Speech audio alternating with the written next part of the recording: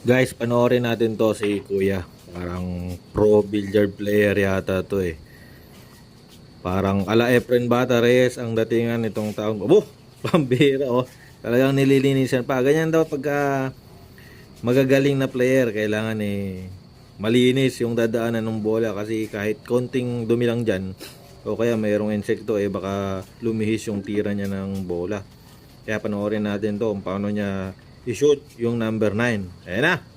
Ayan na. Ayan na, ayan na. Op, op. Op, tagal ah. Pambirang yan. O, sige, sige. Sipat muna para sigurado. O, tisa muna tayo, tisa. Yan, libre naman yan eh. Ayan, pangalawang tumbok. Sige. Sige kuya, kaya mo yan. Kaya mo yan. Tirahin mo na. Pambiro. Nagpahinga pa. Sige, pag-isipan mo mabuti. Ikutan mo yung mesa kuya. Yan, sige, ikot, ikot. Yan, sige, habang nag-iisip ka. Ayan, pangatlong tumbok na yan ha.